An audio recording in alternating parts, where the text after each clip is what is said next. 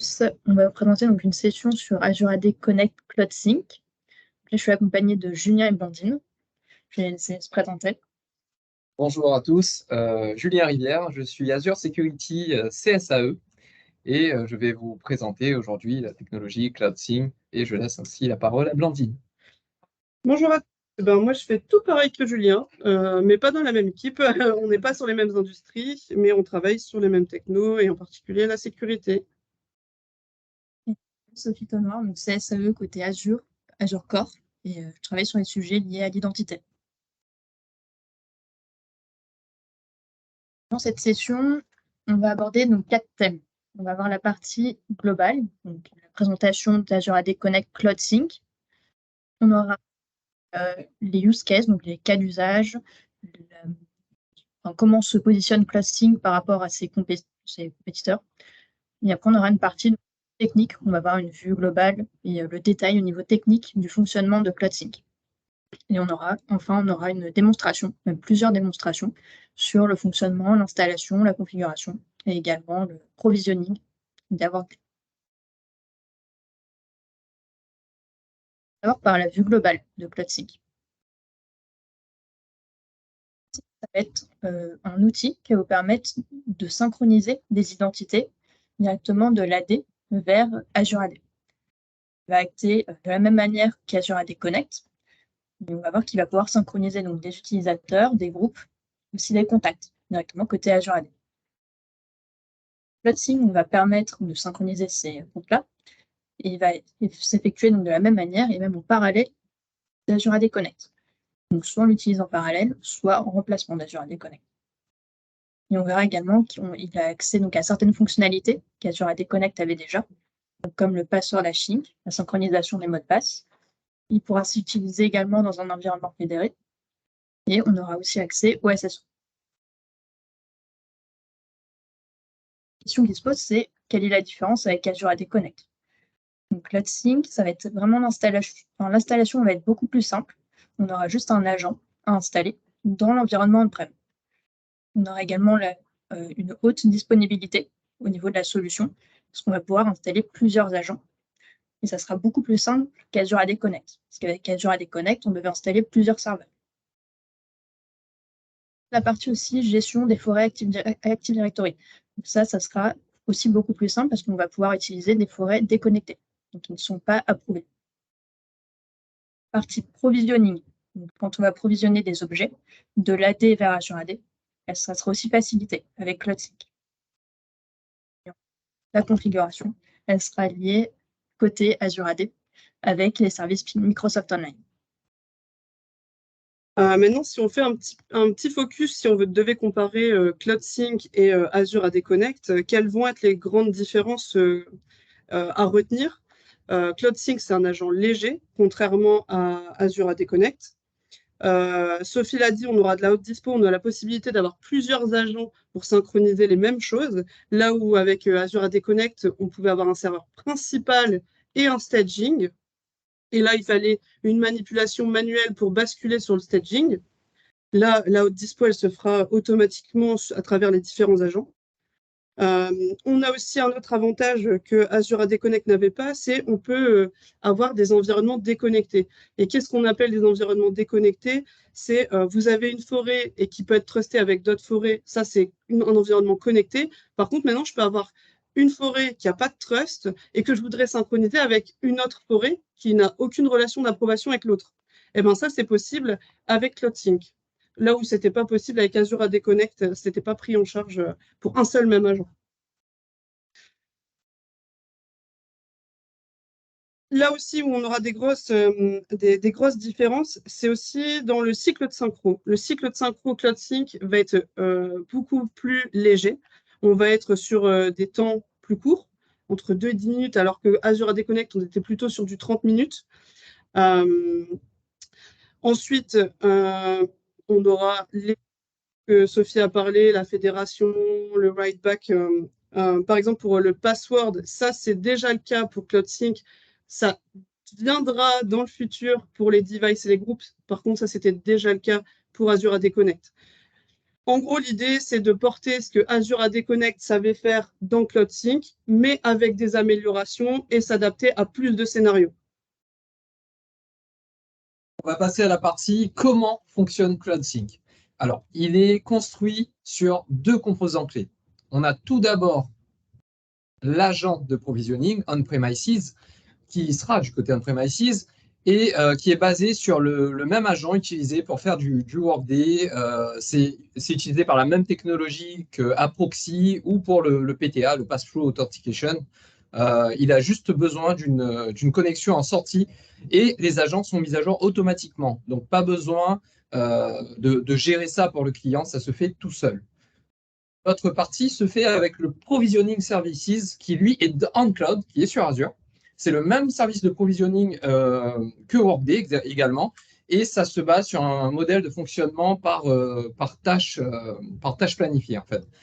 On va dire, dans le cloud, tous vos changements seront provisionnés toutes les 2 minutes, logiquement. 10 minutes pour la configuration et 2 minutes pour la synchronisation des objets. Il faut savoir que CloudSync a été construit de manière à être interopérable, c'est-à-dire qu'il se base sur le standard SIEM pour pouvoir faire le provisionnement et le déprovisionnement des utilisateurs et des groupes. Pour comprendre ça un peu mieux, nous allons donc voir le schéma que l'on peut voir ici.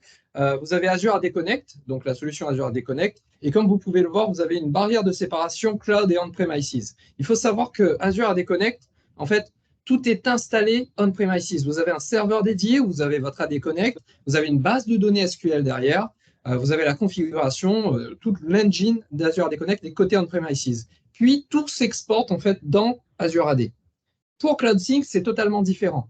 Vous n'avez qu'un agent qui est installé on-premises, donc sur votre AD. Vous voyez, c'est beaucoup plus simple. Vous avez votre agent et ensuite, tout se fait dans le cloud. C'est-à-dire la configuration, l'envoi des données, le retour, l'inbound provisioning aussi. Hein. On peut aussi faire de l'inbound provisioning depuis un cloud HR, par exemple, mais on le verra plus tard. Et pour le coup, donc, vous avez tout le côté provisioning services qui fonctionne avec ce qu'on appelle le hybrid identity services, qui fonctionne de concert avec SyncFabric. C'est on va dire que le moteur le moteur qui va gérer en fait toute la configuration, le provisioning et le stockage des données. Et tout ça s'interface avec AWS, alors non pas Amazon, hein, bien sûr, mais Admin Web Services, et s'interagit avec Azure AD via l'intermédiaire de Microsoft Online Directory Services ou MSODS pour les intimes. Nous allons passer au use case et market focus, et Blandine va prendre la parole. Alors, il y a différents scénarios qui vont être pris en charge, soit avec que CloudSync, soit avec Azure AD Connect. Et là, on va vous les détailler dans les différentes slides. La première, c'est un cas très simple. J'ai une forêt on-prem, contoso.com, que je souhaite synchroniser avec un tenant, contoso.com. Et dans ce cas-là, je peux utiliser CloudSync pour remonter mes objets. Jusque-là, pas très différent de ce qu'on pouvait avoir pour Azure AD Connect. Maintenant, je peux avoir un autre type d'environnement. J'ai une forêt contoso.com, mais j'ai aussi une forêt fabricam.com. Et là, avec CloudSync, il y a une différence. C'est que ces forêts peuvent être soit trustées, soit non trustées et avoir aucun lien. Et là, je pourrais les synchro dans mon tenant contoso. Là où avec Azure AD Connect, faire avec deux forêts déconnectées. Ensuite, je peux avoir ma forêt Fabricam côté on-prem qui va synchroniser à l'aide de CloudSync dans mon tenant contoso.com. Maintenant, je veux rajouter mon contoso.com, mais lui, il va utiliser CloudSync. Donc, je peux avoir en parallèle un CloudSync pour une forêt et un Azure AD Connect pour une autre forêt. Les deux produits peuvent travailler l'un à côté de l'autre. Alors là, c'était pour des forêts différentes, mais on va voir. Ici, dans ma forêt Contoso, j'ai décidé de synchroniser une partie de mes utilisateurs qui est contenue dans une OU particulière, qui est User VIP, que je synchronise du coup avec Azure AD Connect dans contoso.com. Jusque-là, pas très compliqué. Maintenant, je vais vouloir rajouter mon CloudSync pour synchroniser d'autres types d'utilisateurs qui sont contenus dans une autre OU. Et ça, je peux tout à fait le faire en parallèle de mon Azure AD Connect. Et donc, à la fin, je vais retrouver dans mon tenant mais 2 utilisateurs provenant de 2 OU différentes, synchronisés avec 2 produits différents. Ensuite, un peu plus complexe, je peux avoir une forêt qui va contenir des utilisateurs. Ici, on a pris l'exemple de Chris Green, qui est un utilisateur qui est dans Fabricam. Il y a un attribut qui est direction et on lui a attribué HR. Je le synchronise avec Azure AD Connect dans mon tenant de Contoso. Là, il récupère son attribut direction. Maintenant, j'ai ce même utilisateur, donc derrière, c'est la même personne physique, mais qui a une deuxième identité dans un autre annuaire et qui n'a pas les mêmes attributs. Donc là, typiquement, j'ai pris l'exemple du phone number. Et je voudrais les merger côté tenante Azure AD. Eh bien, ça, c'est tout à fait possible. Avec les 2 produits en parallèle, je peux faire du merging de mes objets. Je peux très bien, alors, avec des conditions particulières que je ne vais pas vous détailler là parce que du coup, ça va être très compliqué. Mais en gros, il y a des conditions particulières qui vont permettre de pouvoir faire le merging de 2 identités. On a une autre topologie qui est j'ai un contoso.com côté on-prem.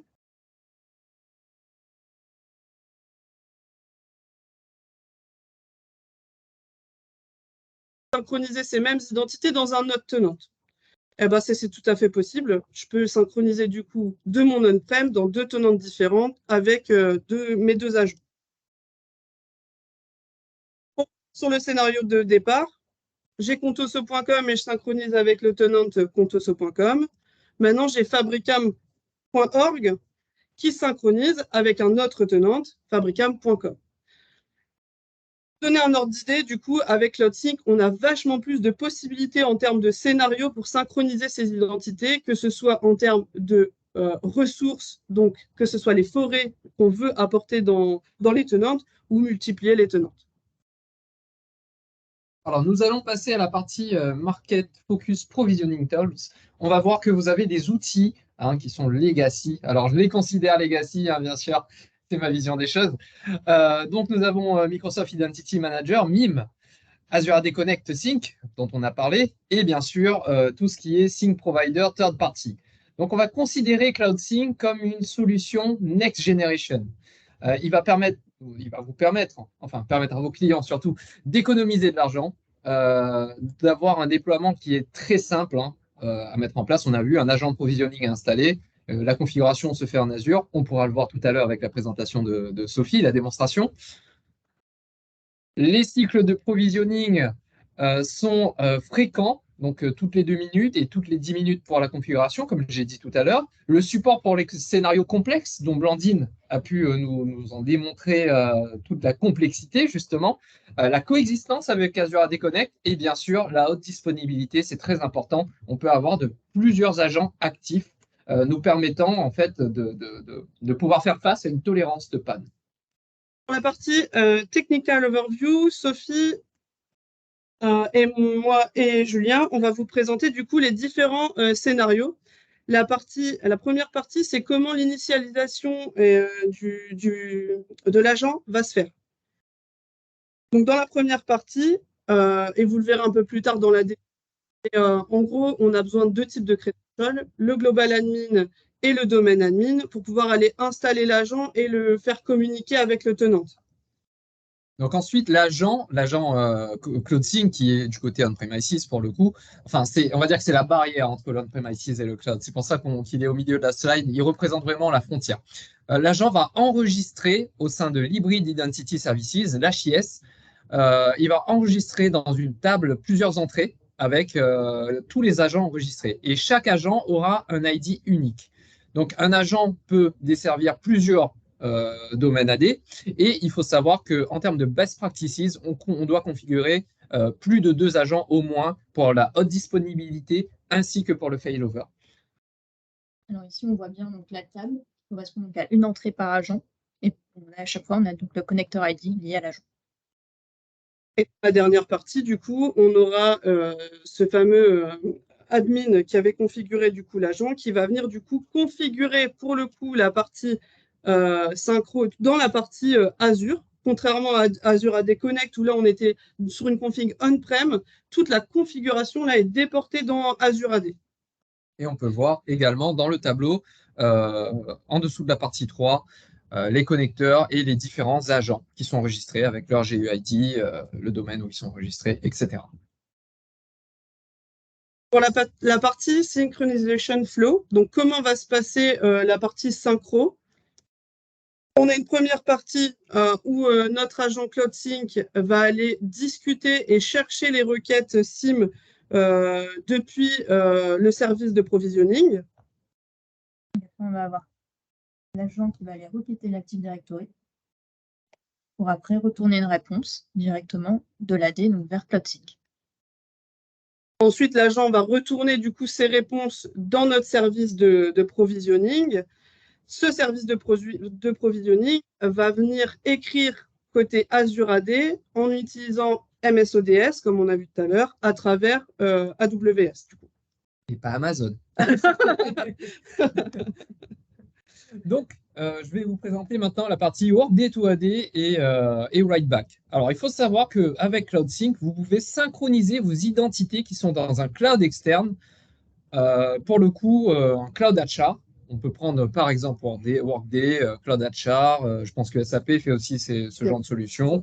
Donc, pour le coup, comme on va le voir, on a notre utilisateur HR qui va entrer ces informations dans le cloud. Ces informations vont transférées par le service de provisioning et vont être retournées vers l'agent qui va du coup, pour le coup, provisionner les utilisateurs côté Active Directory. Ces utilisateurs, ainsi que les attributs, les changements qu'on pourra faire aux attributs, vont être retournés via Azure AD, toujours par le service de provisioning qui se situe on cloud. Ces informations vont être écrites, comme l'a expliqué Blandine précédemment, sur Azure AD, et ensuite, il est tout à fait possible de faire du write back, toujours par le service de provisioning, vers le Cloud HR. C'est-à-dire qu'on va pouvoir, avec CloudSync, récupérer des utilisateurs HR depuis un cloud, les gérer depuis l'on-premises avec vos DC et retourner toutes ces informations au travers d'Azure AD sur le Cloud HR. Ensuite, on va passer à la partie démo. Sophie va vous présenter du coup la partie installation. La partie installation d'abord, et après on verra la configuration de l'outil. Donc pour l'installation, donc là on va installer un nouvel agent pour un nouveau domaine, Active Directory. Donc pour ça, il faut aller dans le portail Azure, aller dans la partie Azure AD Connect, et on va retrouver toute la partie de configuration de CloudSync. Donc ici, on retrouve toute la configuration. On va la voir pour chaque domaine, et nous, on va en créer un nouveau. Donc on va devoir télécharger l'agent directement sur le portail.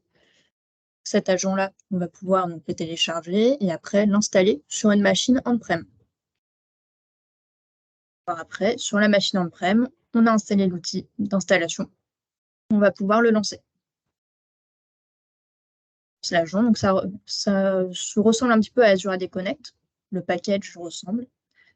Et on va voir que les étapes sont un petit peu différentes. Installation. Le wizard se lance. On a notre page d'accueil et on va pouvoir aller configurer directement l'agent. Pour le configurer, on va avoir plusieurs étapes. D'abord, il va falloir se connecter à Azure AD, aux tenantes. Et tout ça avec un compte Global Admin. Une fois que l'authentification est faite, on va avoir une deuxième étape.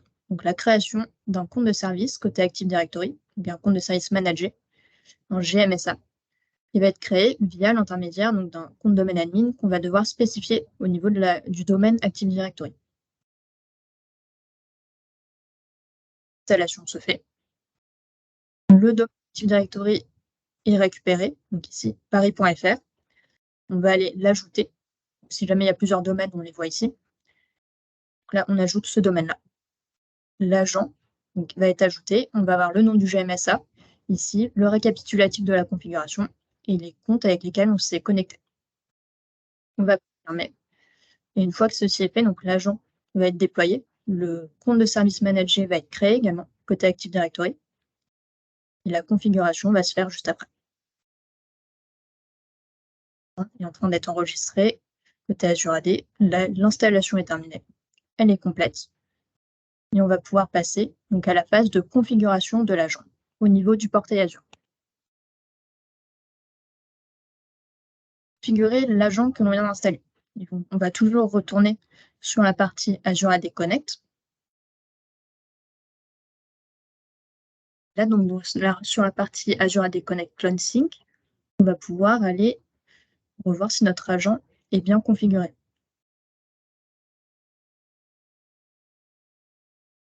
Bien.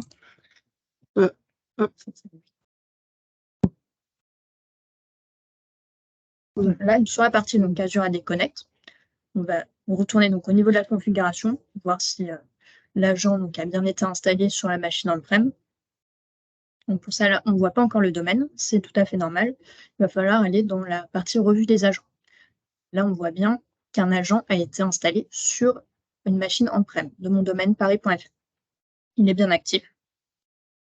Une fois que c'est vérifié, on va pouvoir ajouter une nouvelle configuration pour l'agent. Ça, on clique sur Nouvelle configuration. On sélectionne le domaine où on va configurer l'agent. On voit aussi qu'on peut sélectionner ou non le password hashing. Ici, on va le configurer, que les mots de passe soient synchronisés côté Azure AD. La création, la configuration. Et on va voir ici toutes nos étapes qui vont être liées à la configuration de l'agent CloudSync. Ici, on retrouve bien notre domaine. On va devoir choisir quel type d'utilisateur on va vouloir synchroniser côté Azure AD. On voit ici qu'on a 3 possibilités. Donc, soit on synchronise tous les utilisateurs, soit on va synchroniser seulement des groupes de sécurité, ou alors on peut synchroniser une OU ou une ou plusieurs OU en fonction de ce qu'on veut mettre. Ici, on va faire en sorte de synchroniser une OU en particulier. Valider. Donc, cette OU-là sera synchronisée côté Azure AD. La deuxième étape, ce sera de gérer les attributs qui vont être transformés au niveau de la synchronisation. Donc, on a toujours la partie synchronisation de mot de passe. Et pour éditer donc, les attributs qui vont être transformés, on va retrouver tous les attributs, donc côté on-prem, ceux qui vont être présents aussi côté Azure AD, et comment la transformation va être faite. Donc là, on retrouve un petit peu ce qu'on a côté Azure AD Connect. On va pouvoir éditer les attributs qui vont être transformés. On peut changer le type de mapping, donc si on va voir synchroniser une expression ou changer des conditions. Et si on veut appliquer seulement cette transformation une fois ou alors plusieurs fois. Donc, ça a cette possibilité-là au niveau de la configuration. Les attributs qu'on a ici sont disponibles donc côté AD et ils vont être transformés et synchronisés vers Azure AD. On en a quand même un certain nombre, une certaine liste. On a quand même la possibilité globale de changer donc au niveau des utilisateurs, des groupes et des contacts, les attributs associés. Nouvelle fonctionnalité donc, qu'on n'avait pas côté Azure AD Connect, ça va être la validation. On va valider notre configuration et pour ça, on va spécifier un utilisateur test côté AD, Active Directory. Et si cet utilisateur-là passe bien dans nos conditions qu'on a spécifiées juste avant, donc tout va passer en vert. L'utilisateur va être synchronisé et importé donc côté Azure AD avec tous ces changements au niveau de ses attributs. C'est ce qu'on voit ici. Donc certains attributs vont être transformés, ajoutés en fonction des conditions qui ont été spécifiées juste avant. On peut voir donc l'ensemble du détail de la configuration pour cet utilisateur. Et une fois que c'est fait, il sera synchronisé côté Azure AD. On peut aussi spécifier d'autres paramètres, donc un email pour la notification et le seuil de suppression accidentelle. Donc ça, on le retrouve aussi côté Azure AD Connect. Et enfin, donc la partie déploiement. Donc on va activer et initialiser l'agent pour qu'il puisse, les comptes soient synchronisés donc côté AD vers Azure AD.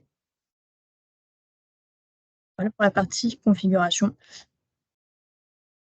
On va retourner sur le portail Azure, donc voir si notre agent a bien été installé et configuré. On voit bien ici qu'on a une nouvelle ligne qui est apparue donc pour notre nouveau domaine et l'agent est bien healthy, donc il fonctionne bien.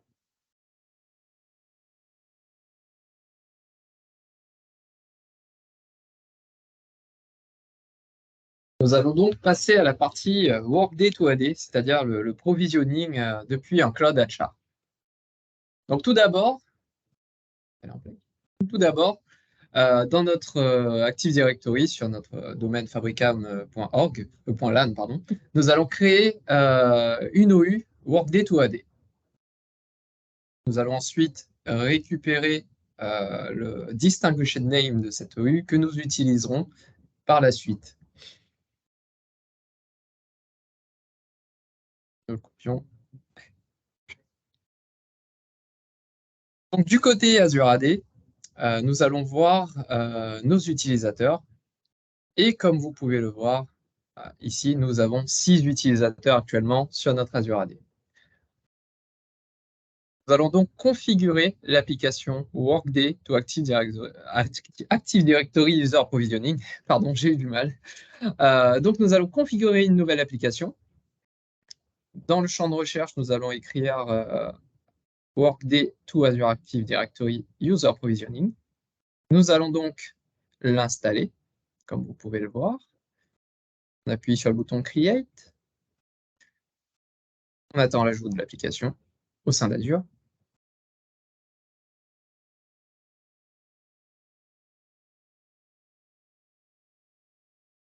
Une fois que l'application sera installée, nous allons donc configurer la partie provisioning. C'est ce qui nous intéresse et c'est ce qui va permettre de réaliser le processus de provisioning vers l'on-premises. Donc, nous allons aller sur la partie provisioning, sélectionner le Get Started,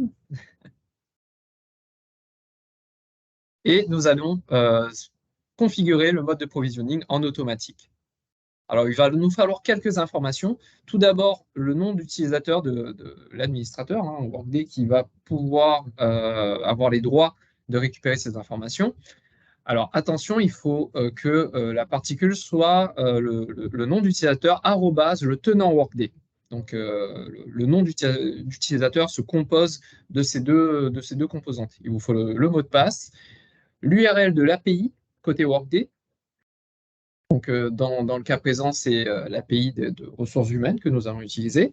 Et ensuite, il suffit de sélectionner la forêt fabricam.lan et de coller le distinguished name qu'on a copié auparavant. Donc, ça sera l'OU utilisé. On réalise un test de connexion par la suite. On peut voir que ce test est en cours et il est donc validé. Nous allons donc à l'issue enregistrer cette configuration de provisioning.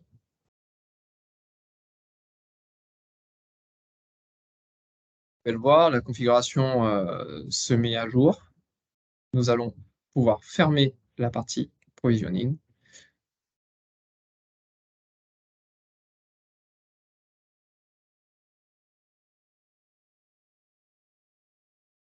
Pour le coup, nous devons démarrer le cycle de provisioning. Donc, nous le démarrons.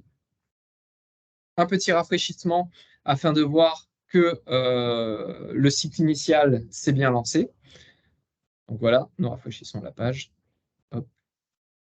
Et là, on peut dire en fait que le provisioning est en marche. Et si nous rafraîchissons encore, nous allons voir que nos 480 utilisateurs côté HR se sont synchronisés. Donc, du retour côté on-premises, nous allons rafraîchir l'OU qu'on a créé auparavant et nous pouvons voir que nos 480 utilisateurs sont déjà descendus du côté on-premises. C'est vraiment efficace et à mon sens, ça permet pour les entreprises qui le souhaitent une gestion côté on-premises qui est essentielle à certaines organisations et poussée en plus. Donc, du côté Azure AD, nous retournons voir nos utilisateurs. Et comme nous pouvons le voir, nous avons maintenant 486 utilisateurs. Donc, nos 6 utilisateurs et les 480 qui proviennent du Cloud HR. La configuration est très simple. Et à mon sens, c'est une très bonne feature que propose Azure AD Cloud Sync. Passer à la partie Write Back maintenant. Pour le coup, nous allons sur notre tenant Workday avec notre compte Microsoft Admin que nous allons pouvoir voir. Notre compte Microsoft Admin. Et nous allons sélectionner un utilisateur afin de faire du write back, c'est-à-dire de la réécriture depuis l'on-premises de ces données vers le Cloud HR. Donc, nous allons prendre, par exemple, Alison Hunter, qui dispose d'une adresse email en a.hunter@workday.net. Donc, c'est cet attribut que nous allons éditer. Nous allons tout d'abord installer une nouvelle application qui sera le Workday Writeback. Donc, comme pour Workday Inbound, on va aller sur la galerie Azure AD, on va ajouter l'application Workday Writeback. C'est exactement le même principe avec la création de l'application au sein de notre tenant.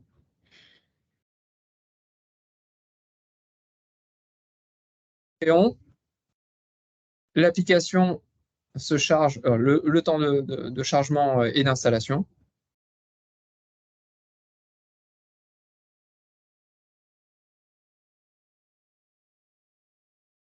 Alors, on ne vous l'a pas dit, mais forcément, ça nécessite d'avoir un tenant du coup Workday qui a déjà les utilisateurs de provisionner dedans. Forcément. Nous, on est parti d'un tenant dans lequel il y avait déjà des utilisateurs qu'on a synchronisés. S'il n'y avait rien, on n'aurait rien eu comme redescente.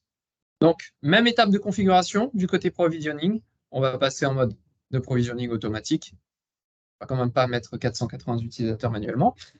Mais pour le coup, il va falloir renseigner les mêmes informations, c'est-à-dire votre utilisateur @ votre tenant Workday, votre mot de passe, et le tenant URL est exactement le même URL que l'API HR.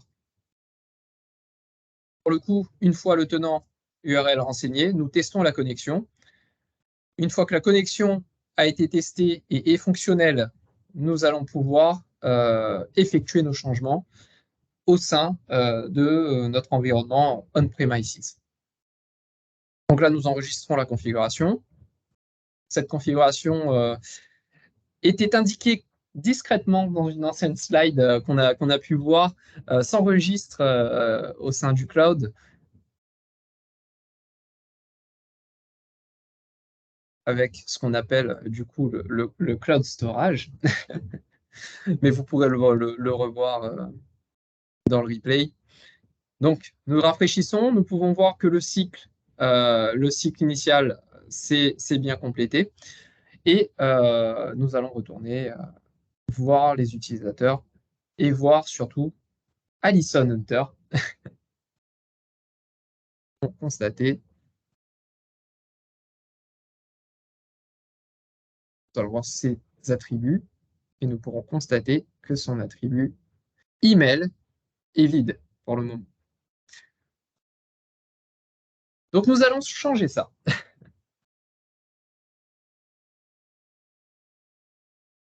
Pour le coup, du côté on-premises, nous allons donc identifier Alison Hunter et nous allons modifier son profil directement dans Active Directory. Donc, nous allons renseigner son champ email et on va dire qu'Alison a décidé de travailler pour Microsoft. Donc, elle va avoir une adresse @microsoft.com. Nous allons appliquer nos modifications. Voilà, notre utilisateur Alison du côté on-premises a donc une adresse email en Microsoft. Nous allons donc recharger les attributs du côté Azure. Et comme nous pouvons le voir, l'attribut email d'Alison a été provisionné avec alisonhunter@microsoft.com. Donc, on va aller du côté de l'application de provisioning, de Workday Writeback, pardon, et nous allons maintenant voir que ce changement a été synchronisé côté Cloud HR, c'est-à-dire côté Workday. Donc, nous allons rafraîchir. Comme vous pouvez le voir, un changement a été pris en compte. Nous allons donc retourner du côté Workday afin de pouvoir observer le writeback. Donc, comme nous pouvons le voir, Alison a toujours son email en ahunter@workday.net et en rechargeant la page, en rechargeant son profil, d'ailleurs, nous allons pouvoir voir que maintenant, Alison dispose d'une adresse @microsoft.com. Nous avons donc modifié les données HR dans le cloud HR depuis notre environnement on-premises. Voilà. Donc, si vous avez des questions, on a pu revoir pas mal de points. Donc, n'hésitez pas si vous avez des questions. Vas-y. Oui. Parler des domaines fabricables, etc. Quid des sous-domaines? Est-ce qu'on peut synchroniser facilement Oui, Tu peux même synchroniser un sous-domaine avec un autre tenant. Ouais. Très bonne question pour le coup. Ouais. Là, en effet. On l'a même testé en lab. C'est tout à fait réalisable. Et au niveau donc, des agents, ils sont donc sur des T0. En effet. Alors pour le coup, dans la reco, si tu vas sur le TechNet qui parle de comment installer l'agent, ils te disent même que tu peux l'installer sur des DC. Directement sur le DC. Ce qui simplifie pour une petite entreprise. En fait, ça demande moins d'infra, c'est du tiers zéro et tu n'as que quelques URL que tu as besoin d'ouvrir pour synchroniser. Un flux HTTPS 443. Et ça permet vraiment de s'affranchir d'une machine dédiée côté on-premises. Donc le déploiement, il est bien plus simple. Par contre, il faut quand même prendre en compte le fait du design des contrôleurs de domaine. Il faut que les contrôleurs de domaine disposent d'une marge de manœuvre. Donc ne pas le mettre sur un contrôleur de domaine qui serait saturé en termes de ressources. Ça, il faut le prendre en compte. Mais l'empreinte est vraiment minime pour le coup. Tout le fait qu'on l'a présenté comme un agent léger parce qu'il ne porte pas sa config elle est vraiment côté cloud, c'est un agent standard qui fait passe-play en fait. Hein. C'est ça. Et il consomme très peu de ressources, comparé à Azure AD Connect, qui est très lourd. Très gourmand. Très, très lourd. Et est-ce qu'on peut dire aujourd'hui que CloudSync, à terme, remplacera Azure AD Connect? Je vais m'avancer, mais je peux le dire, moi, que CloudSync est amené à remplacer Azure AD Connect. C'est le but. Hein. D'où la feature parity qui est prévue en roadmap, d'où le compete avec les autres solutions. Azure AD Connect CloudSync est le remplaçant. Alors, il n'a pas été, à mon sens, il n'a pas été développé directement pour faire de la concurrence à Azure AD Connect, mais dans le but de gagner des marchés contre Okta. Après, je pense que du coup, Azure AD Connect et CloudSync vont un peu rentrer en compétition et tu auras tout intérêt pour le coup à basculer côté CloudSync parce que ça te simplifiera la vie côté on-prem en fait. Tu t'affranchis de toute la gestion d'avoir une base de données SQL, d'avoir toute l'installation qui est on-premises, alors que là, tout est géré dans le cloud. La configuration peut se faire dans le cloud, donc à partir du cloud, on peut gérer tous nos environnements déconnectés on-premises et connectés. Et tu n'as plus besoin de faire de montée de version de ton Azure AD Connect parce que là, l'agent, il se met à jour automatiquement. Enfin, tout ça, tu gères plus en fait. Tout est autogéré. C'est le futur. Hello à tous. Moi, j'ai une question. Bonjour, Feriel. Bonjour. Moi, j'ai une question toute simple sur les outils qui sont supportés, les outils HR qui sont supportés. Donc, tu en avais cité quelques-uns. Est-ce qu'il y a un lien ou... Parce que, voilà, tout dépend de ce qu'ont nos clients. On pourrait peut-être... Ça dépend du catalogue de disponibilité des applications sur Azure AD. Donc, je pourrais te donner ultérieurement, Feriel, la liste des applications compatibles, bien sûr. Merci, parce que ça permet aussi, ça peut être une porte d'entrée pour les clients, à savoir si c'est déjà pris en charge ou pas, pour les adresser dans ce sens. Tout à fait. Et il faut aussi voir, de rien, Feriel, avec plaisir.